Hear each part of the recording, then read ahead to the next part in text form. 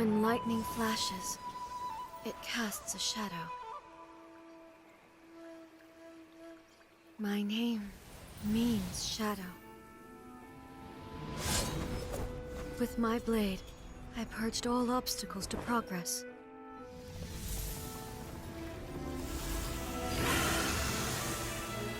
And yet, something was lost with each step forward. In the end, I even lost her. The tales are still retold in the shade of every Thunder Sakura. But the wounds left on our nation by that terrible loss still ache. Never stop searching, even if only for a brief flash of light. If nothing else, we have the present moment. She said that once.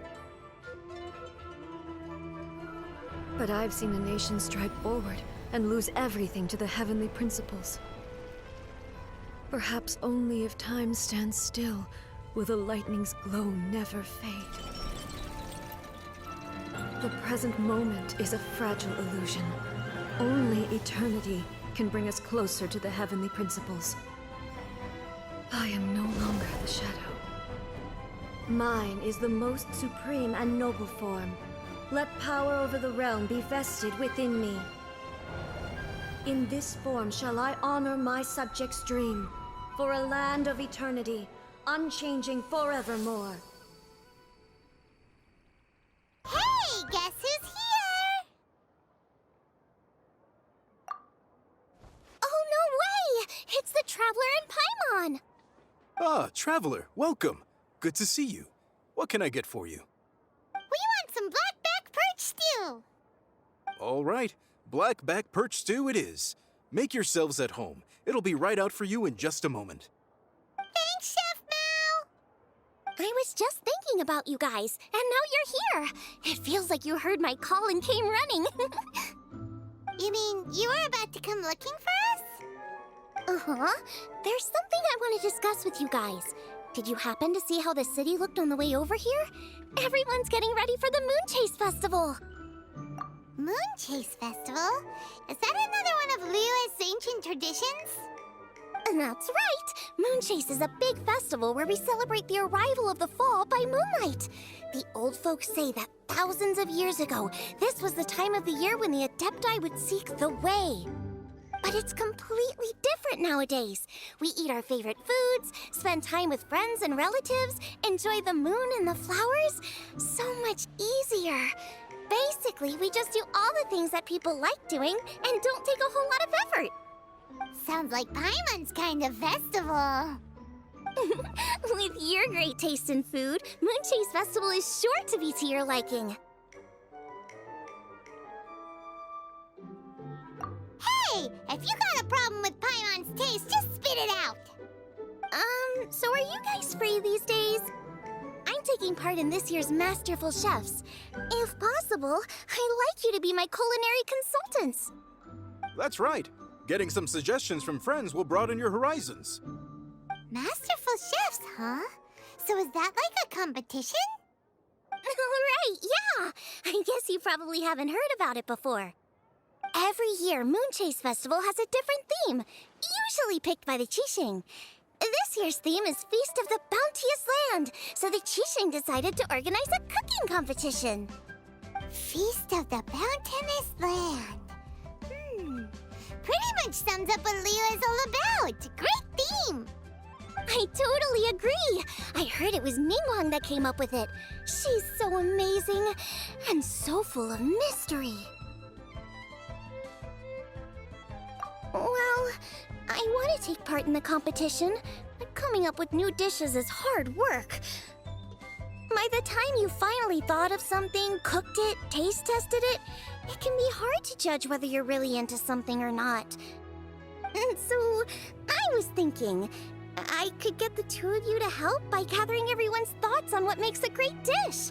I really want to think outside the box this time. And to do that, I'm gonna need lots of different ideas from lots of different people. This'll be a piece of cake! We've got friends from all over the map, haven't we?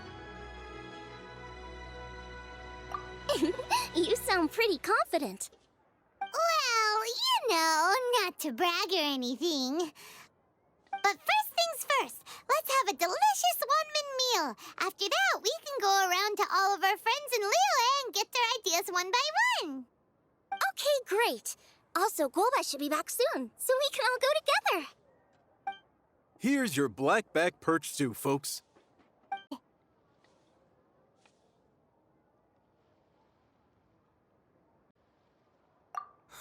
It's my pleasure.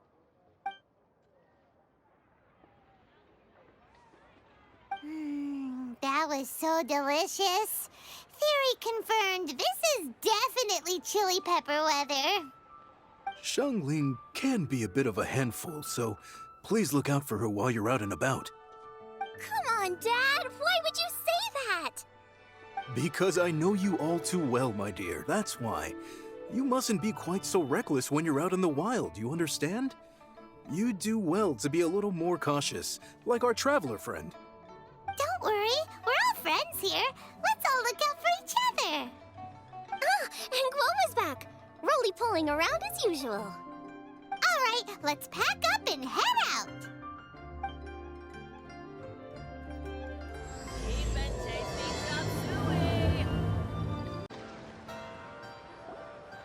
So, it's outside the box thinking that we're looking for, right?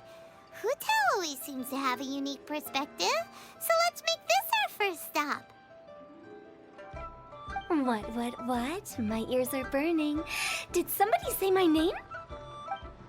Yeah, it's Paimon and the Traveler. Oh, and Xiangling, too.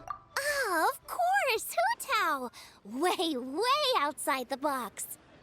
Meaning you're here for some other reason, right? How might I be of assistance? Well, Hutao, I wanted to ask you, what kind of food do you like? What food I like? Off the top of my head, I don't really have an answer. Wow, so even Hutao gets lost for words sometimes. Paimon sure didn't see that coming. Come on, even the chirpiest birds clock out for the night, right? I'm no different. Pretty sure clocking out isn't something birds do, but okay. Right! There's no need to overcomplicate it. Just pick a dish and tell me what you like about it. I'm doing some market research. I see. Launching a new dish? Well, let me say right off the bat, nothing weird, okay? Some poached fish, a side of shrimp dumplings. That is all you need. Poached fish and shrimp dumplings. That's a bit ordinary, isn't it? Well, it is and it isn't. Think about it. Poached fish is hot and spicy with a powerful aroma. It's a dynamic dish.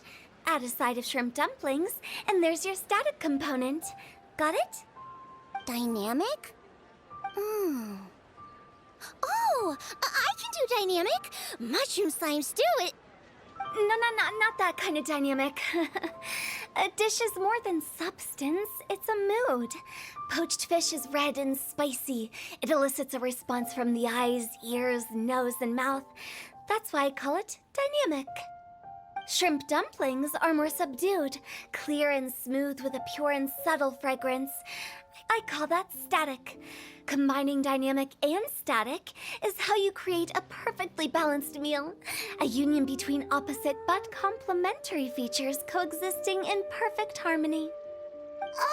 Paimon didn't follow that at all. But at the same time, it kind of sounded smart, so... Okay, dynamic and static. Opposite, but complementary. So is this just another way of saying you should keep everything balanced? You know, a little meat, a little veggie, a little salt, a little sugar? Bingo! Except I don't think you need to have a sweet dish for it to be a complete meal. Personally, I always skip dessert. Okay, I think I got it. At first I thought you were just goofing around, but actually you make a really good point.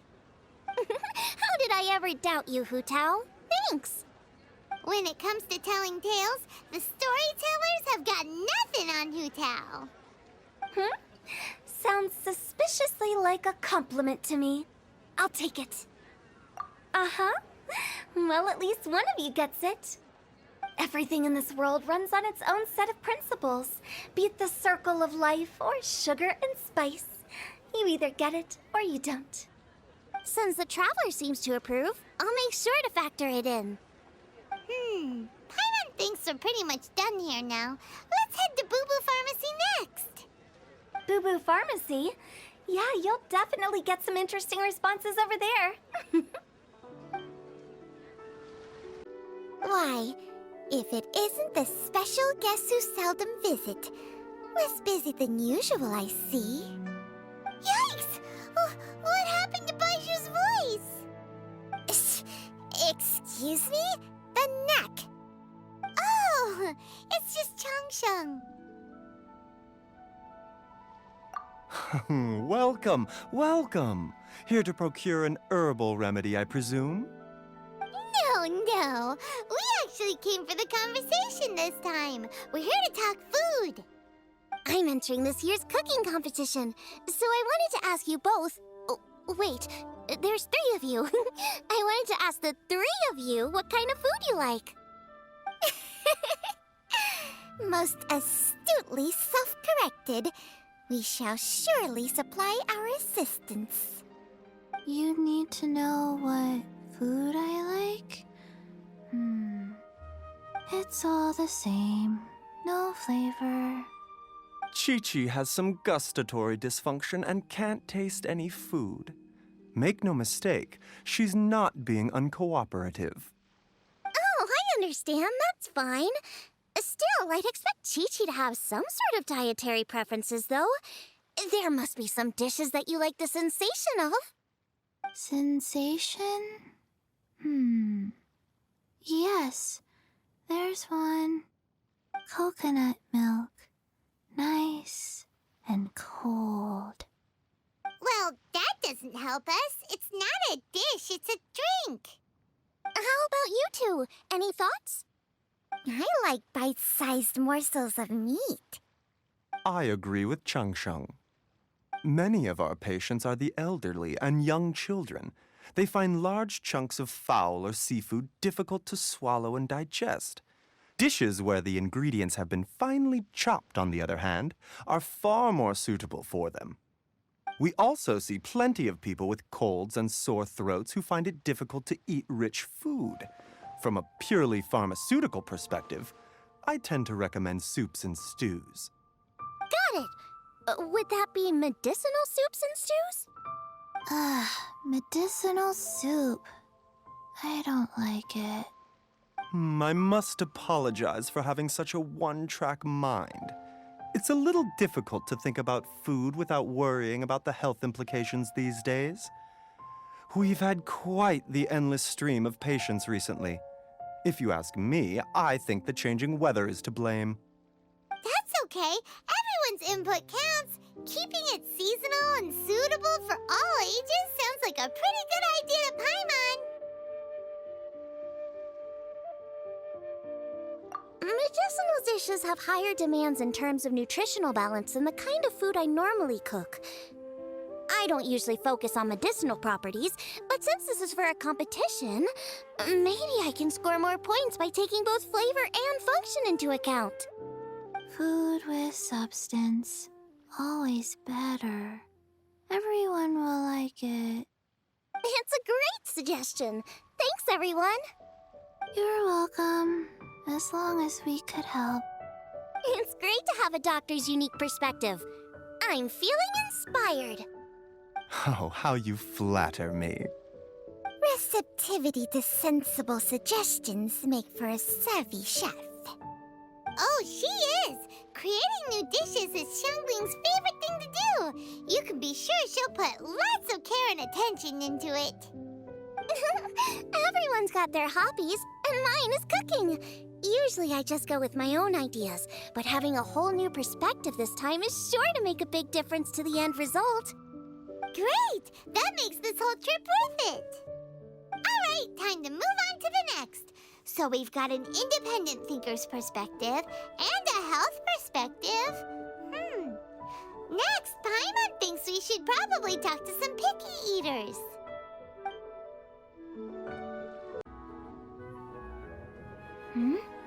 Oh, it's the Traveler in Paimon. And Xiangling. Greetings, friends. It's been a while. Hey, what brings you here?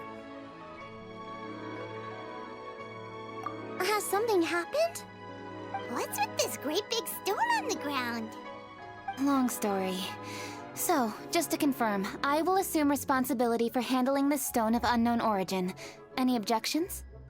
None here. You know how to get things done, Kuching. As long as it's with you, I can rest easy knowing that it's in safe hands. Should I take this to mean that you doubt the relative safety of leaving this in the hands of the Tianquan? Huh? Well, for starters, Kuching is the one who's always out running errands, rain or shine. Besides, you don't seem to give a wooden more about this whole thing anyway, so what's it to you? I was merely joking. You, meanwhile, seem only too ready to pounce when an opportunity to publicly lambaste me arises. Even when it means giving our poor mutual friend here the cold shoulder. By no means. You wish to know about the stone, I presume. Then let me invite the great seafarer Captain Beto to tell the story, if she would be so kind. You... Fine. Well, it's a big one, right? And such a smooth surface, too. Makes you think there's gotta be a good chunk of jade in there. It was found by a fishing crew, not far off the coast. It must have been underwater for years, so the erosion will be what's given it that smooth finish. Finds like this cannot be kept as private property, and must be submitted to a holder of public office. Placing it into our custody will also give them peace of mind. So, what's inside it? Well, we've hit it with just about every weapon we could get our hands on and haven't managed to even dent it yet. Clearly there's more to it than meets the eye. No weapon could smash it open. Wow. Paimon doesn't think we've ever encountered a stone like that before. Kuching has taken an unusually keen interest in this giant stone, which is why we are leaving the matter in her capable hands. Let's put that aside for a second. Traveler, what brings you here? Were you looking for someone? Actually, we were looking for all of you. We need all hands on deck here. Oh? Hopefully not because there's been some sort of cataclysmic event. No, nothing like that. Paimon's just getting carried away. I just wanted to ask everyone about their food preferences. Food preferences? That's a little unexpected. I have rather simple tastes. Precise, pure, smart, and sophisticated.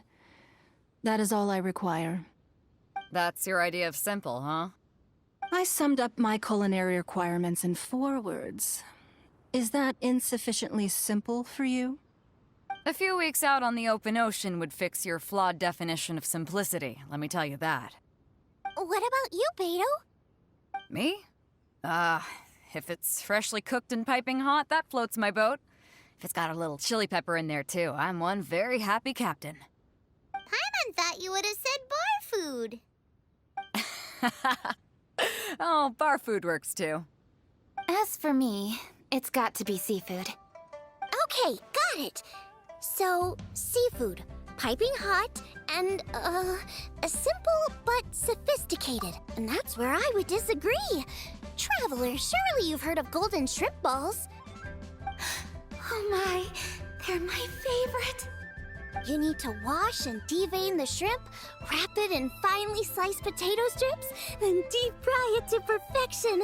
There's no room for cutting corners. They're very precisely put together. They taste pure, the presentation is smart, and the skill needed to cook them is highly sophisticated. It fits Ningguang's forward summary to the letter. Huh. So what you're saying is, for all the frills and trills, good food is all the same at the core? I heartily agree. Golden shrimp balls are a prime example. Their essence lies in combining art and nutrition in a single package. It is a dish of true value. Okay, got it. So Kuching loves golden shrimp balls. I didn't say that. Did I? No, at least not outright. Alrighty. Thanks for all your input. I'll be sure to take it all into consideration. Traveler, Paimon, do you have anything planned after this? Good. I'd like you to help me investigate something. It's about this stone. You picked the right people for the job. We investigate stuff all the time. My thoughts exactly.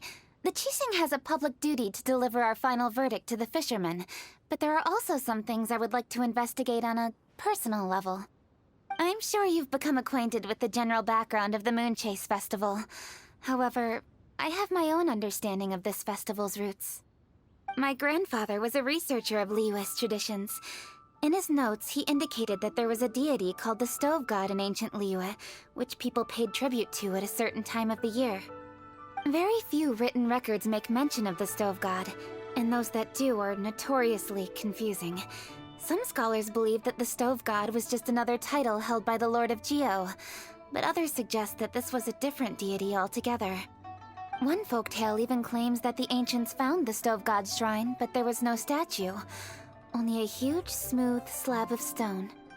Shortly after it was found, the stone was lost in transit, and it hasn't been seen since.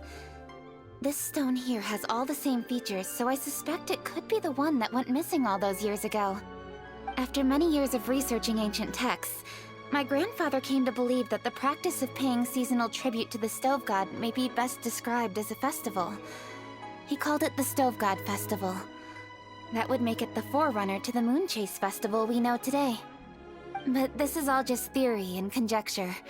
To prove any of it, we'd need to start by identifying who the Stove God really was. Now that Rex Lapis has passed on, and Liyue has entered the age of humankind, his successors should continue to respect our nation's culture and traditions, just as he did. That's why I think the responsibility for this situation should fall to me. It's a chance to shed light on our history, revitalize an ancient tradition, and possibly prove my grandfather's hypothesis along the way. With any luck, we'll nail all three in one fell swoop. It was just a couple of days ago that we received this stone. Right after we decided to use food as the central theme for this year's festival. It makes me wonder. Maybe a divine will is at work behind all of this. 3 birds with 1 stone, huh? That's pretty efficient, even for cooking.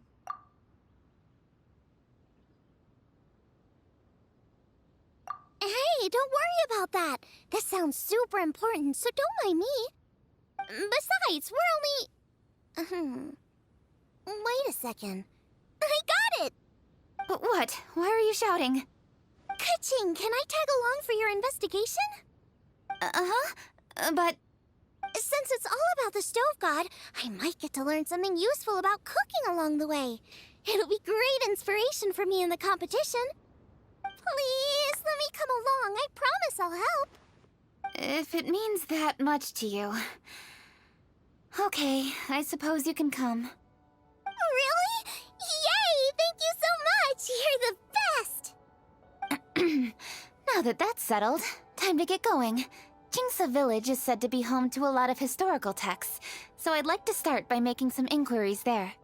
Alright, then it's off to Jingsa we go!